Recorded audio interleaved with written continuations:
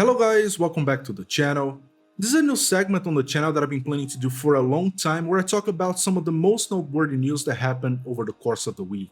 I already covered news on some of the biggest racing games, but I wanted to widen the scope of what I talk about, and this is how this new segment came about. I'm hoping to keep up with it on a weekly schedule, so let's see how that works out. I don't have a name for it yet, so for now, I'll stick with gaming news until I figure something else out. There's quite a lot to go over that happened this week, from a bunch of game updates and event announcements to Microsoft finalizing their acquisition of Bethesda, so let's get this started. Kicking things off, we have a new update that started rolling out for Xbox earlier this week that adds a number of new features, some of which are exclusive to Series consoles. This new update adds support for the upcoming Xbox wireless headset, allowing to set different equalizer presets and controlling things like lighting and mic features. FPS Boost, a feature that was announced not long ago, is now officially part of this update. What it does is add support for higher frame rates to backwards compatible games. Microsoft needs to go in and add support for individual games, and that means you won't be able to take advantage of the feature with any backwards compatible games you own. For now, the feature works with Far Cry 4, Sniper Elite 4, UFC 4, and Watch Dogs 2, which had their frame rates bumped to a smooth 60 FPS. New Super Lucky's Tale is the outlier of this list, keeping the native 4K resolution, but now running at up to 120 frames per second with FPS boost on. The feature doesn't bump the resolution though, so if the game natively runs at say 900 or 1080p, it'll keep the same resolution with the frame rate being the only aspect that's improved. What's interesting though is that Microsoft warned that there might be some games that lower the resolution target when using FPS boost, and I would assume that it'll be reserved to games that run at a native 4K but require a drop in resolution to reach the higher frame rate target. None of the games launching with this feature have this trade-off, but I don't think it's a big deal if it ever happens. The perceived smoothness of higher frame rates is definitely worth the lower resolution, so I don't think people will complain about that. More games will support the feature over the coming months, so that's something to look forward to. On top of that, there's a new compatibility option submenu buried within the section where you manage your games that allows you to toggle Auto HDR and FPS boost on and off for each individual game, which is awesome. Not all games looked good with Auto HDR on, and you had to go into the system settings to turn the feature off entirely, so having the ability to choose exactly what games make use of the feature is a lot more convenient. Microsoft also announced alongside this update that achievements are coming back to the Xbox smartphone app. Oddly enough, they completely removed the feature when they revamped the app last year, so it's good that they've listened to feedback and decided to bring it back.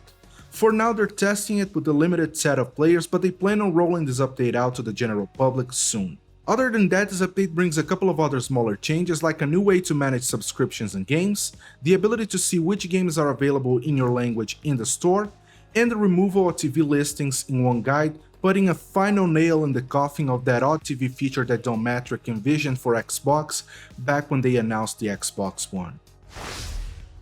Moving on to our next topic, we have Overwatch getting a next-gen upgrade on Series consoles, but oddly enough, not on PS5. Series X will now offer two modes, one running at up to 4K 60 FPS, and another that lowers the resolution down to 1440p, but bumps the frame rate to 120 frames per second.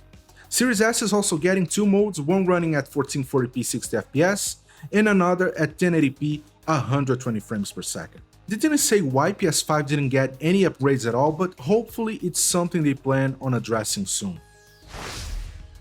Crash Bandicoot 4 is another game that got an upgrade patch this week with support for Xbox Series consoles and PS5. The game already looks great in its original form, but this upgrade makes it look even better, raising the resolution to 4K up from 1440p on PS4 Pro and Xbox One X, offering improved graphics and faster loading times. The PS5 version also gets support for 3D audio and adaptive triggers. The upgrade is free to anyone who owns Crash Bandicoot 4 on last-gen consoles. And wrapping the upgrade portion of the video, we have what looks like an intentional leak by Microsoft.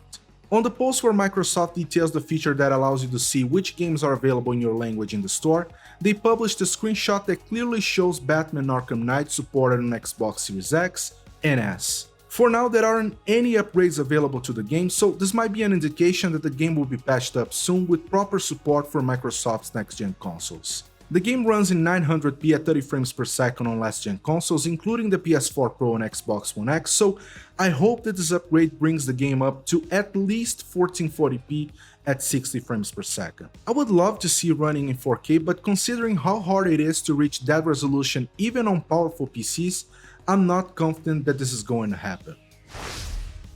On the game announcement front, we got our first look at Teenage Mutant Ninja Turtles Shredder's Revenge, and it looks awesome.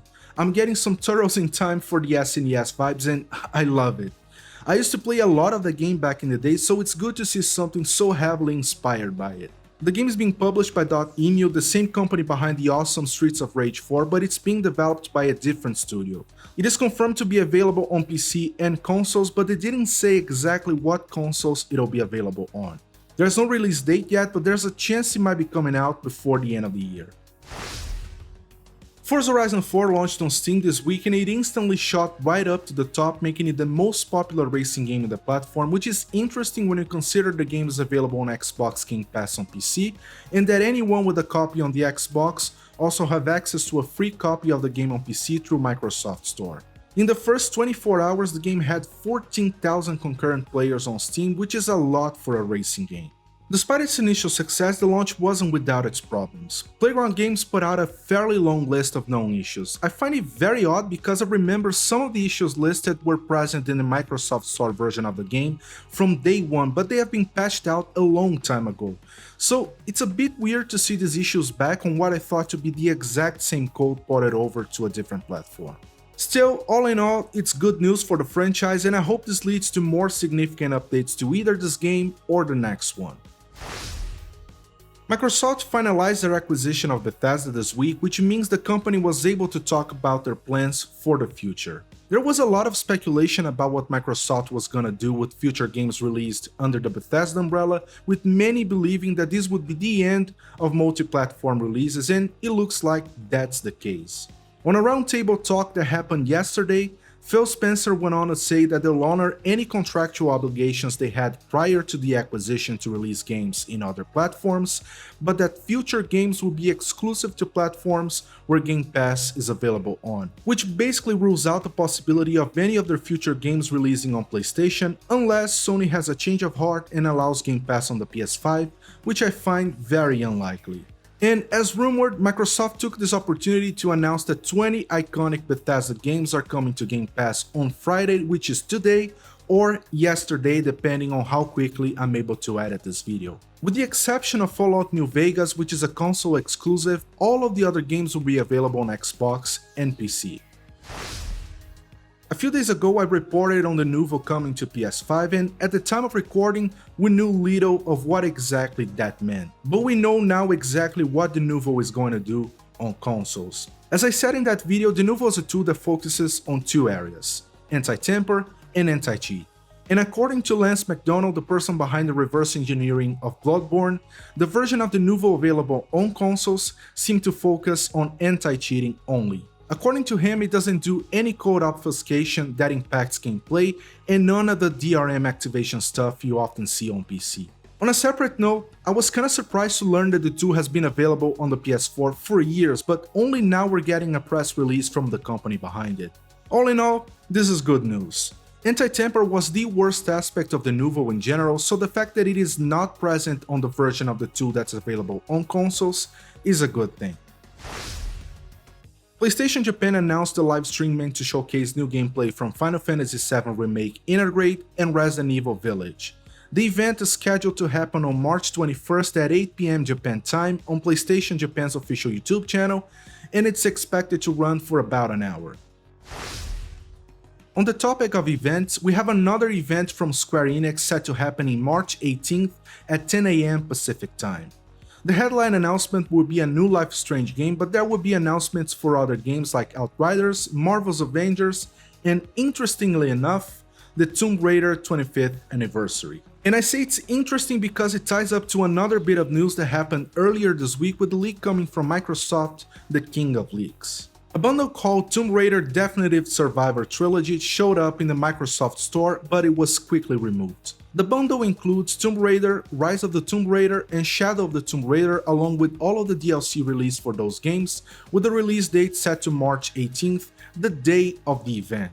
We know nothing about this compilation, but it would be sweet to get improved resolution and frame rates to go along with the new consoles, and I'm also interested to see if these games will include multiplayer like the originals, or if only single player content will be present. I would personally prefer the single player only content, since I don't think multiplayer in Tomb Raider and Rise of the Tomb Raider was any fun, and the fact it was hard to find people to play online at release goes to show that there wasn't much interest and engagement in that mode anyways.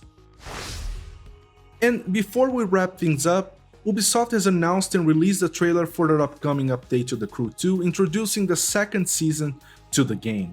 The first one had us chasing after other racers, and in this new one it looks like roles will be reversed and now we get to be the ones running away. Judging by what's shown in the trailer, there are new cars including a beautiful looking Bentley and a KTM bike, and it looks like the game will have us doing stunts. I'm curious to see how they will implement stunts in the game if that's the case, and we don't have much longer to wait, as Season 2 is set to launch in March 17th.